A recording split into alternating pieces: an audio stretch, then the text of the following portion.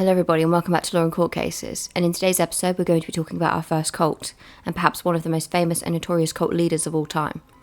He famously hung out with a beach boy and convinced his devious cult followers to break into a Hollywood home and subsequently murder young Hollywood actress Sharon Tate and her unborn child as well as her friends. Today I'm talking about Charles Manson, so without further ado, let's get into the video. At the age of just 15, Ada Kathleen Maddox, known as just Kathleen, gave birth to Charles Miles Maddox, later Manson, on November 12, 1934 in Cincinnati, Ohio. Manson's biological father was one Colonel Walker Henderson Scott Sr. Scott worked intermittently at local mills and had a local reputation of being a bit of a con artist. He allowed 15-year-old Maddox to believe he was an army colonel, though colonel was merely his given name. When Maddox told Scott that she was pregnant, he informed her that he had to go away on army business. This was a lie. To save face, Kathleen's mother insisted that she be married before Charlie's birth, so in August of 1934, before Manson's birth, Maddox married William Eugene Manson, a labourer at a dry cleaning business. However, this did not stop Kathleen being a rebellious teenager. Kathleen often went on drinking sprees with her brother, Luther Elbert Maddox, leaving Charles with babysitters. After only a few short years of marriage, Maddox and her husband divorced on April 30th of 1937 after William alleged gross neglect of duty by Maddox. On August 1st of 1939, Kathleen and Luther were arrested for assault and robbery. Kathleen and Luther were sentenced to 5 and 10 years of imprisonment respectively. Following his mother's arrest, Manson was placed in the home of his aunt and uncle in West Virginia. His mother was paroled in 1942. Manson later characterised the first weeks after she returned from prison as the happiest time of his life. Weeks after her release, Manson's family moved to Charleston, where he continued to play truant and his mother spent her evenings drinking. She was arrested for grand larceny, but not convicted. The family later moved to Indianapolis, where Maddox met alcoholic Louis Woodson Cavalier Jr. The couple met through Alcoholics Anonymous meetings and married in August of 1943. Manson's evil and twisted behaviour started early because at the age of just 9 years old, he allegedly decided to set his school on fire. He also got in trouble for skipping schools and petty theft. Due to his actions, he was placed at the Gibraltar School for Boys at the age of just 13. It was a school for male delinquents run by Catholic priests. Gibraltar was a strict school where punishment for even the smallest infraction included beating with either a wooden paddle or a leather strap. Charlie was subjected to this. Understandably, Manson ran away from Gibraltar and slept in the woods, under bridges, and wherever else he could find shelter. Upon running away, Manson decided to track down his mother, to which he was successful. His mother decided to let Charlie spend Christmas with them, however, his mother returned him to Gibraltar shortly after. 10 months later, he ran away again, this time to Indianapolis. It was there in 1948 that Manson committed his first documented crime by robbing a grocery store, at first to simply find something to eat. However, Manson found a cigar box containing just over $100, which he used to rent out of a room on Indianapolis' Skid Row and to buy food. For a period of time, Manson had a job delivering messages for the Western Union in an attempt to live an honest life. However, once again, this wasn't to last. Not feeling his job was bringing in enough money, he quickly began to supplement his wages through theft. He was eventually caught, and in 1949, a sympathetic judge sent him to Boys Town, a juvenile facility in Omaha, Nebraska. After only 4 days at Boys Town, he and fellow student Blackie Nielsen obtained a gun and stole a car. They used it to commit 2 armed robberies on their way to the home of Nielsen's uncle in Illinois. Nielsen's uncle was a professional thief, and when the boys arrived, he allegedly took them on as apprentices. However, the boys clearly went up to the task because just 2 weeks later, they were arrested. After being linked to his previous armed robberies, he was sent to the Indiana Boys School, a strict reform school outside of Plainfield, Indiana. The Indiana Boys School was probably the worst school Manson attended. At the school, other students allegedly raped Manson at the encouragement of staff members, and he was repeatedly beaten. He ran away from the school 18 times, and Manson developed a self-defense technique he later called the insane game. To perform this, he would screech, grimace, and wave his arms to convince stronger aggressors that he was insane. After a number of failed attempts, he escaped with 2 other boys in February of 1951. The 3 escapees robbed filling stations while attempting to drive to California in stolen cars until they were arrested in Utah. For the federal crime of driving a stolen car across state lines, Manson was sent to Washington, D.C. National Training School for Boys. Upon arrival, he was given an aptitude test, which determined that he was illiterate but had an above-average IQ of 109. Manson was assigned a caseworker, and he described Manson as aggressively antisocial. On a psychiatrist's recommendation, Manson was transferred in October of 1951 to Natural Bridge Honor Camp, a minimum security institution in Virginia. His aunt visited him and told administrators that she would let him stay at her house and help him find work. Manson had a parole hearing scheduled for February of 1952. However, in January he was caught raping a boy at knife point. Manson was transferred to the Federal Reformatory in Petersburg, Virginia, where he committed a further 8 serious disciplinary offences, 3 involving homosexual acts. He was then moved to a maximum security reformatory in Ohio, where he was expected to remain until his release on his 21st birthday in November of 1955. Good behaviour led him to an early release in May of 1954 to live with his aunt and uncle in West Virginia. In January of 1955, Manson married a 15-year-old hospital waitress named Rosie Jean Willis. Around October, after 3 months, he and his pregnant wife arrived in Los Angeles in a stolen car.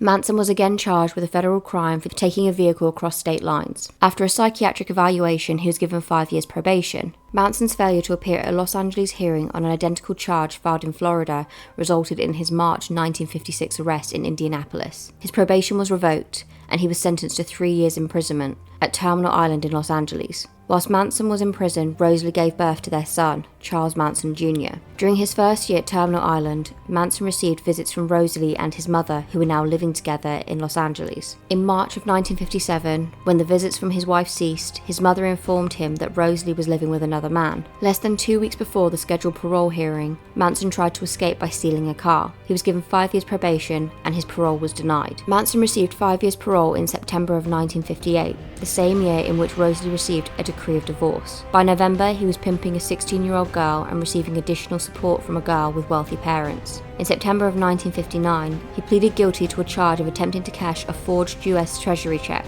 which he claimed to have stolen from a mailbox. The latter charge was later dropped. He received a 10-year suspended sentence and probation after a young woman named Leona Ray Candy Stevens, who had an arrest record for prostitution, made a tearful plea before the court that she and Manson were deeply in love and would marry if Charlie was freed. Before the year's end, the woman did marry Manson, possibly so she would not be required to testify against him. Manson took Leona and another woman to New Mexico for the purpose of prostitution, resulting in him being held for questioning for violating the Mann Act.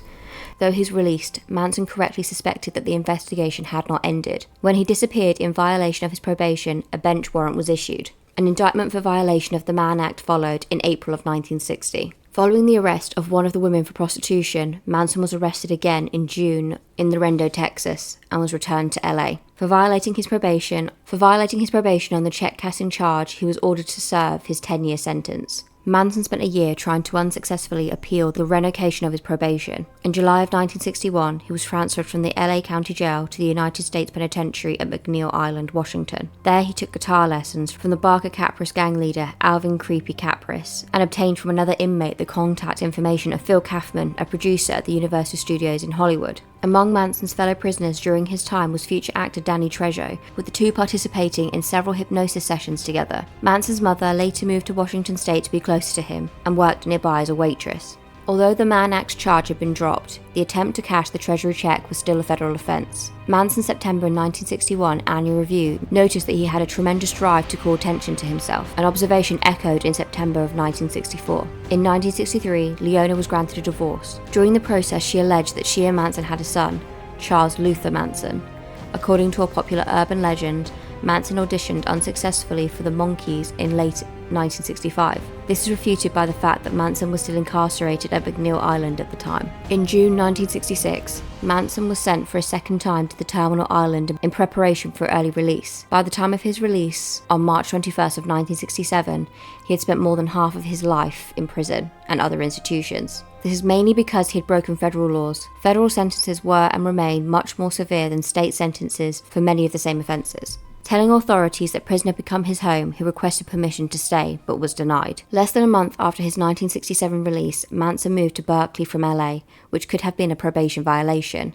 Instead of calling the San Francisco Probation Office upon his arrival, he was transferred to the supervision of criminology doctoral researcher and federal probation officer Roger Smith. Until the spring of 1968, Smith worked at the Haight-Ashbury Free Medical Clinic. Roger Smith, as well as the HAMFAC's founder David Smith, received funding from the National Institute of Health and reportedly the CIA to study the effects of drugs like LSD and methamphetamine on the counterculture movement in San Francisco's Haight-Ashbury district. The patients of the HAFMC became subjects of this research, including Manson and his expanding group of mostly female followers, who came to Roger Smith frequently. Manson received permission from Roger Smith to move from Berkeley to the Haight-Ashbury district.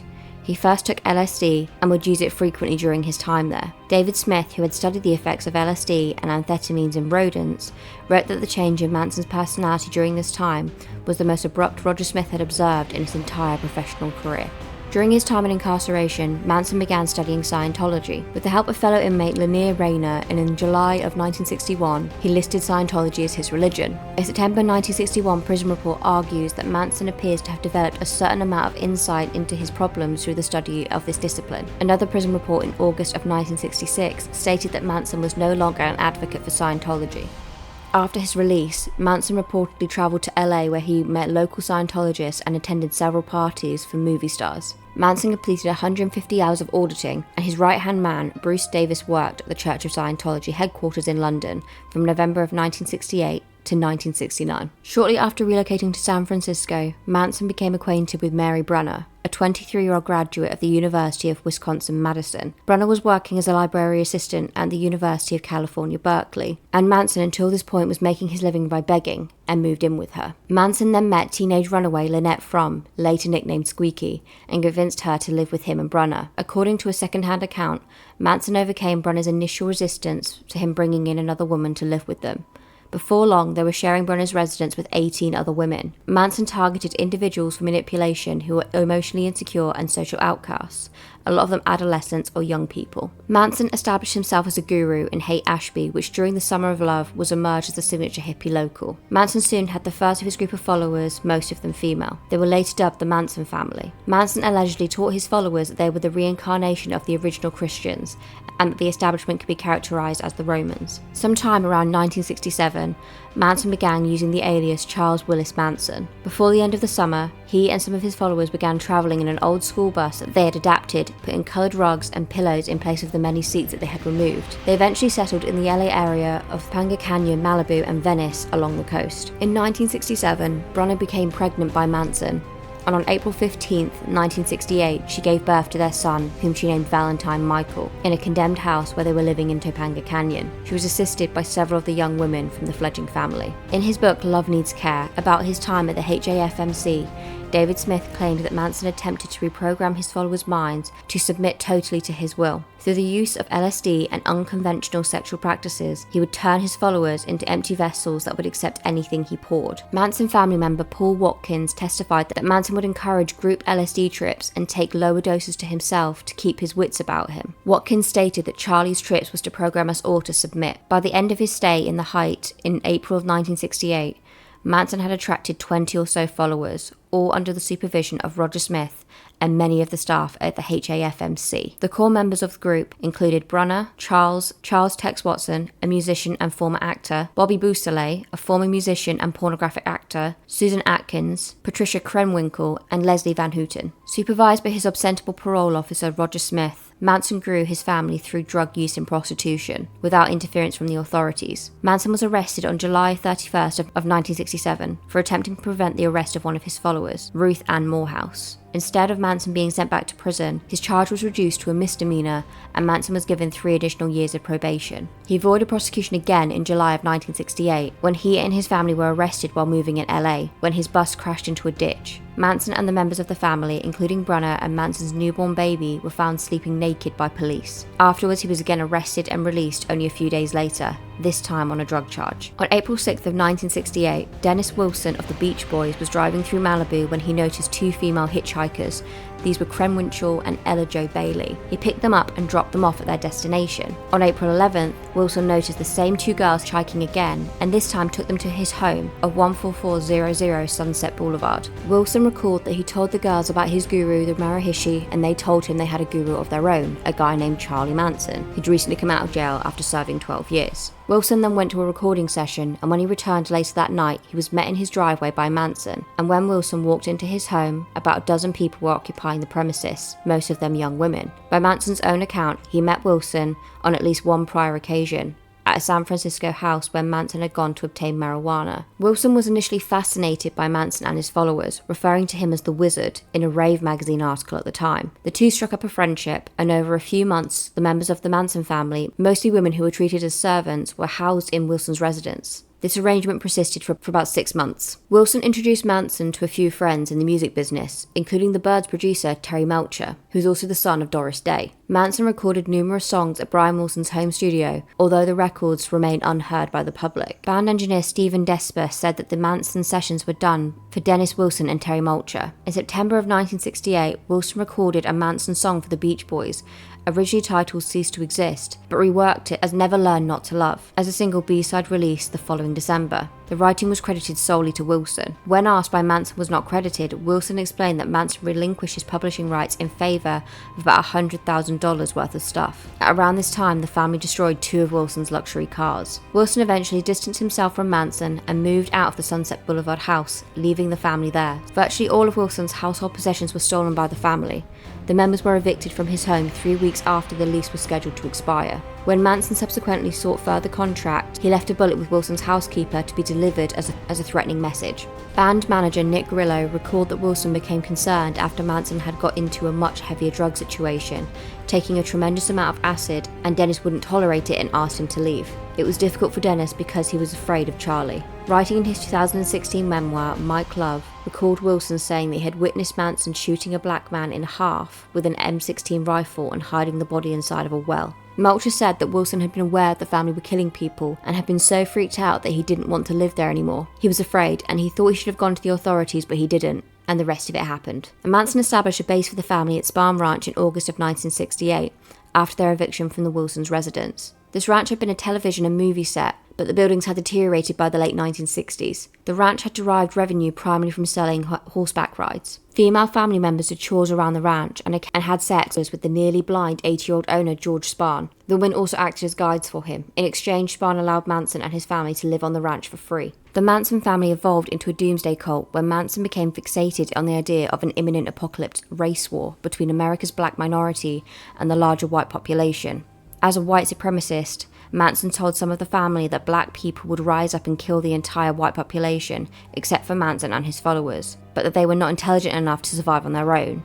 They would need a white man to lead them, and so they would leave Manson as their master. In late 1968, Manson adopted the term Helter Skelter, taken from a song on the Beatles' recently released White Album to refer to his upcoming war. On March 23, 1969, Manson entered the grounds of 10050 Celio Drive, which he had known as the Melcher residence. He was not invited. Manson met with Shohoma Hatami, I apologise if that is a very poor pronunciation, an Iranian photographer who had befriended film director Roman Polanski and his wife Sharon Tate during the making of the documentary Mia and Roman. Hatami was there to photograph Tate before she departed for Rome the following day. Seeing Manson approach, Hatami had gone onto the front porch to ask him what he wanted. Manson said he was looking for Melcher, whose name Hatami did not recognise.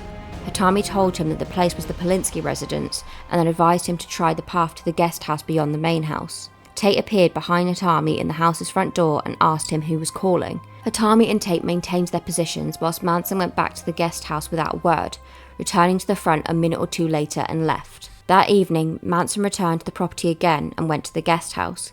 He entered the enclosed porch and spoke to Altabelli, the owner, who had just come out of the shower. Manson asked for Melcher, but Altabelli felt that Manson was actually looking for him. It was later discovered that Manson had apparently been to the property on earlier occasions after Melcher left. Altabelli told Manson through the screen door that Melcher had moved to Malibu and said that he did not know his new address, although he did.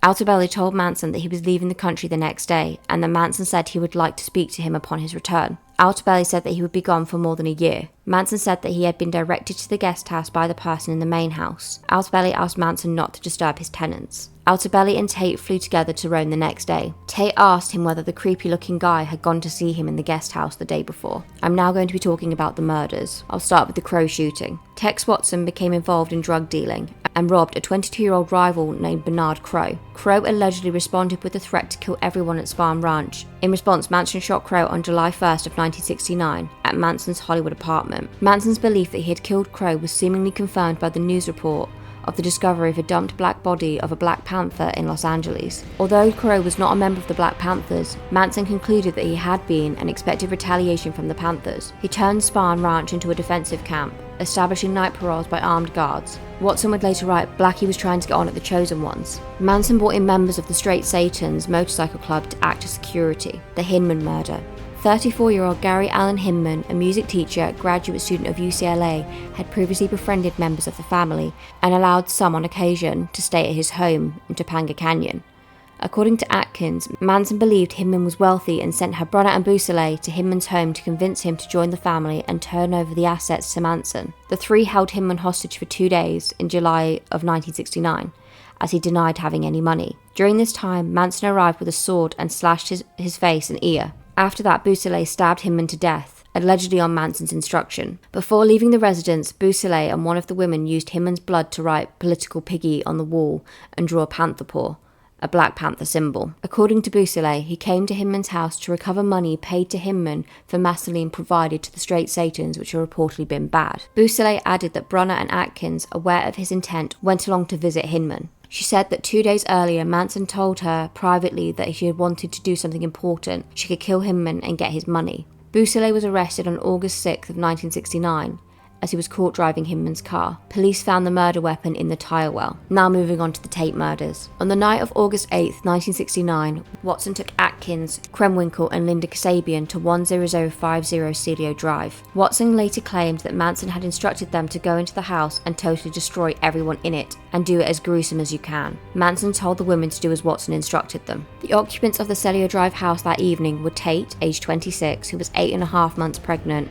her friend and former lover, 35-year-old Jay Sebring, a noted celebrity hairstylist, Polanski's friend, 32-year-old Wojciech Frykowski, and Frykowski's 25-year-old girlfriend, Abigail Ann Folger, heiress to the Folger's coffee fortune and daughter to Peter Folger. Also present at the property was 19-year-old caretaker William Gatterson and his friend, 18-year-old Stephen L. Parent. Polanski was in Europe working on a film. Music producer Quincy Jones was a friend of Sebring who had planned to join them that evening but changed his mind. Watson and the three women arrived at Celio Drive just past midnight on August 9th. Watson climbed a telephone pole near the entrance gate and cut the phone line to the house. The group then parked their car at the bottom of the hill that led to the estate before walking back up to the house. Thinking that the gate might be electrified or equipped with an alarm, they climbed a brushy embankment to the right of the gate and entered the grounds. Headlights approached the group from inside the property. Headlights approached the group from within the property, and Watson ordered the women to lie in the bushes. He stepped out and ordered the approaching driver, Parent, to halt. Watson levelled a .22 caliber revolver at Parent, who begged him not to hurt him, claiming he would not say anything. Watson lunged at Parent with a knife, giving him a defensive slash wound on his palm of his hand that severed tendons and tore the boy's watch off his wrist,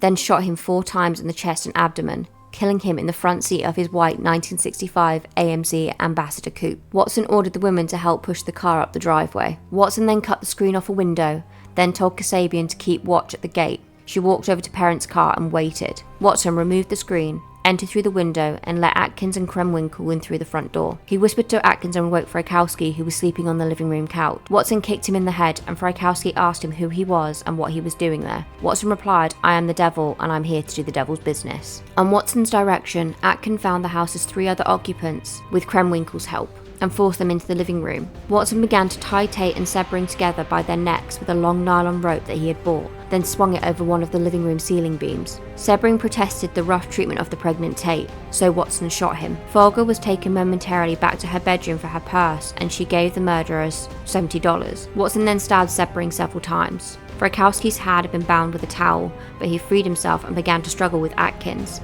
who stabbed him in the leg with a knife. He fought his way to the front door and onto the porch, but Watson caught up with him, struck him over the head with the gun multiple times, and stabbed him repeatedly and shot him twice. Kasabian had heard horrifying sounds and moved towards the house from her position at the driveway. She told Atkins that someone was coming in an attempt to stop the murders.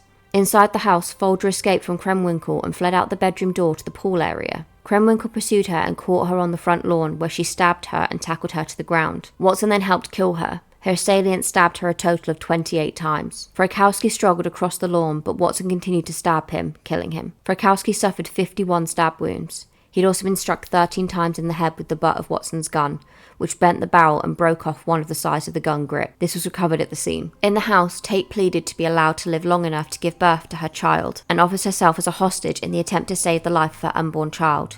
Instead, both Atkins and Watson stabbed Tate 16 times, killing her. The coroner inquest found that Tate was still alive when she was hanged with the nylon rope, although the cause of her death was determined to be a massive hemorrhage. While in Sebring's murder, it was found that he was hanged lifeless. According to Watson, Manson told the women to leave a sign, something witchy.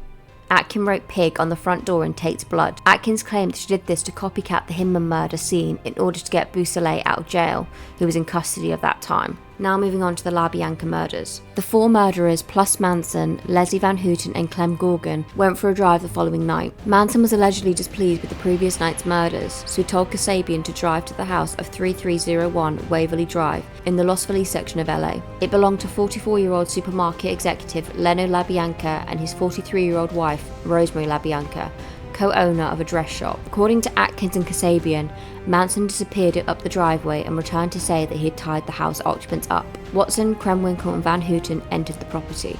Watson claimed in his autobiography that Manson went up alone, then returned to take him into the house with him. Manson pointed out the sleeping man through the window and the two entered through the unlocked back door. Watson claimed Manson roused the sleeping Leno LaBianca from the couch at gunpoint and had Watson bind his hands with a leather thong. Rosemary was brought into the living room from the bedroom and Watson covered the couple's heads with pillowcases, which he bound in place with lamp cords. Manson left and Kremwinkle and Van Houten entered the house. Watson had complained to Manson earlier of the inquiry of the previous night's weapons. Watson sent the women from the kitchen to the bedroom, where Rosemary LaBianca had been returned, while he went to the living room and began stabbing Leno LaBianca with a chrome-plated bayonet. The first thrust went through his throat. Watson heard a scuffle in the bedroom and went in there to discover Rosemary LaBianca keeping the woman at bay by swinging the lamp tied around her neck. He stabbed her several times with the bayonet, then returned to the living room, resuming his attack on Leno, whom he stabbed a total of 12 times. He then carved the word war into his abdomen. Watson returned to the bedroom and found Kremwinkle stabbing Rosemary with a knife from the kitchen. Van Houten stabbed her approximately 16 times in the back and the exposed buttocks. Van Houten claimed at trial that Rosemary LaBianca was already dead before she began stabbing. Evidence showed that many of the 41 stab wounds had in fact been inflicted post-mortem. Watson then cleaned off the bayonet and showered, while Kremwinkle wrote Rise and Death to Pigs on the walls and Helter Skelter on the refrigerator door, all in LaBianca's blood. She gave Leno LaBianca 14 puncture wounds with an ivory-handled 2-tinned carving fork, which he left jutted out of his stomach. She also planted a steak knife into his throat. Moving on to the Shea murder. 35-year-old Hollywood stuntman Donald Jerome Shorty Shea was murdered on August 26th of 1969. More than 2 weeks later, after the Tate LaBianca murders, when Manson told Shea, Bruce Davis, Tex Watson, and Steve Grogan to go on a ride to a nearby car parts yard on the Spahn Ranch. According to Davis, he sat in the back seat with Grogan, who then hit Shea with a pipe wrench, and Watson stabbed him. They brought Shea down a hill behind the ranch and stabbed and brutally tortured him to death. Bruce Davis recalled this at his parole hearing. In December of 1977, Shea's skeletal remains were discovered on a nondescript hillside near the Santa Susana Road next to Spahn Ranch, after Grogan, one of those convicted of the murder, agreed to aid authorities in the recovery of Shea's body by drawing a map of its location.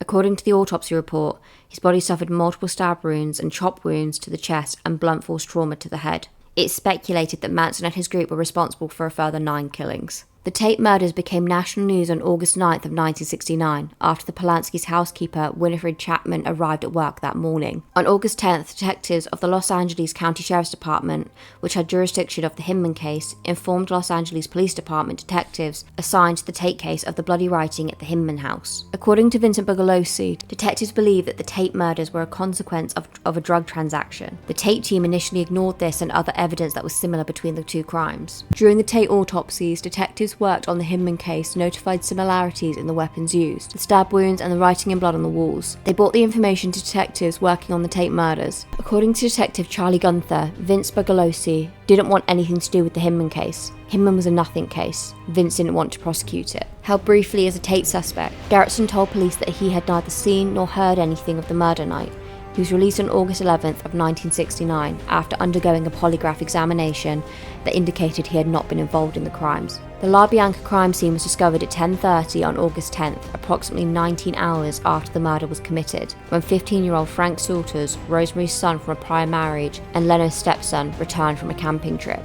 On August 12th of 1969, the LAPD told the press that it had ruled out any connection between the Tate and LaBianca homicides. On August 16th, the sheriff's officers raided Spahn Ranch and arrested Manson and 25 others as suspects in a major auto theft ring. They had been stealing Volkswagen Beetles and converting them into dune buggies. In a report at the end of August, the LaBianca detectives noted a possible connection between the bloody writing at the LaBianca house and the singing group The Beatles' most recent album. Still working separately from the Tate team, the LaBianca team checked with the sheriff's office in mid-October about possible similar crimes. They learned of the Hinman case and also learned that the Hinman detectives had spoken to Beausoleil's girlfriend, Kitty Lutzinger. She had been arrested a few days earlier with members of the Manson family. Following up leads, a month after they had spoken to Lutzinger, LaBianca detectives contacted members of the motorcycle gang Manson tried to recruit as bodyguards while the family was at Spahn Ranch. Meanwhile, a dormitory mate of Susan Atkins informed LAPD of the family's involvement with the crimes. Atkins was booked for the Hinman murder after she told sheriff's detectives that she had been involved in it. Transferred to the Civil Brand Institute, a detention center in Monterey County, California, she began talking to bunkmates Ronnie Howard and Virginia Graham,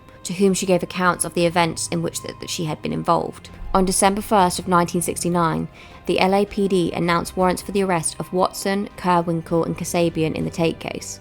The suspects involved in the LaBianca murders were noted. Manson and Atkins were already in custody and were not mentioned. The connection between the LaBianca case and Van Houten, who was also among those arrested near Death Valley, had not yet been recognised. Watson and Kerwinkle were also under arrest. Informed that a warrant had been out for her arrest, Kasabian voluntarily surrendered to authorities in Concord, New Hampshire on December 2nd. Physical evidence such as Kerwinkle and Watson's fingerprints, which had been collected by LAPD at Celio Drive, was augmented by evidence recovered by the public. On September 1st of 1969, the distinctive .22 caliber revolver Watson used on Parent, Sebring and Frykowski had been found and given to the police by Stephen West, 10-year-old who lived near the Tate residence. In mid-December, when the Los Angeles Times published a crime account based on information Susan Atkins had given to her attorney, West's family made several phone calls which finally prompted the LAPD to locate the gun in its evidence file and connect it to the murders via the ballistic tests. A knife found behind the cushion of a chair in the Tate living room was apparently that of Susan Atkins, who had lost her knife in the course of the attack. The trial began on June 15, 1970. The prosecution's main witness was Kasabian, who along with Manson, Atkins and Kerwinkle had been charged with 7 counts of murder and 1 of conspiracy. Since Kasabian, by all accounts, had not participated in the killing, she was granted immunity in exchange for testimony that detailed the night of the crimes. Originally, a deal had been made with Atkins in which the prosecution agreed to not seek the death penalty against her in the exchange of her grand jury testimony on which the indictment was secured. Once Atkins reputed that testimony, the deal was withdrawn. Because Van Houten had participated only in the LaBianca killings, she was charged with 2 counts of murder and 1 of conspiracy. During his trial, Manson decided to act as his own attorney.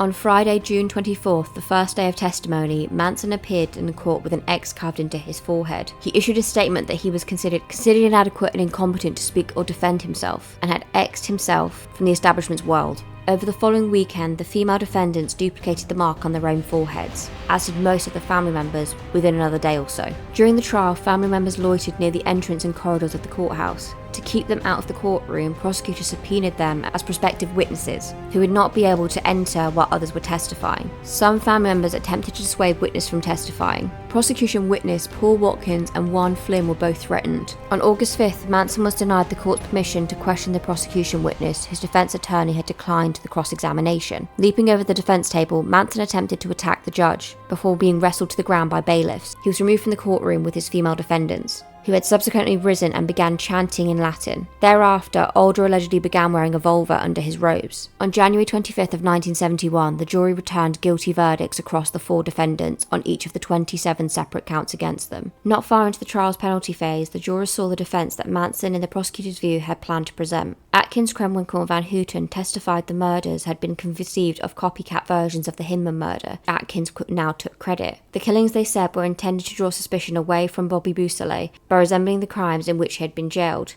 Among the narrative's weak points was the inability for Atkins to explain as to why she maintained that she had written Political Piggy at the Hinman house in the first place. The effort to exonerate Manson via the copycat scenario failed, and on March 29, 1971, the jury returned verdicts of death against all 4 defendants on all counts. On August 19th of 1971, Judge Alder sentenced the 4 of them to death. Manson was admitted to the state prison of Los Angeles County on August 25th in 1971 for 7 counts of first-degree murder and 1 count of conspiracy to commit murder.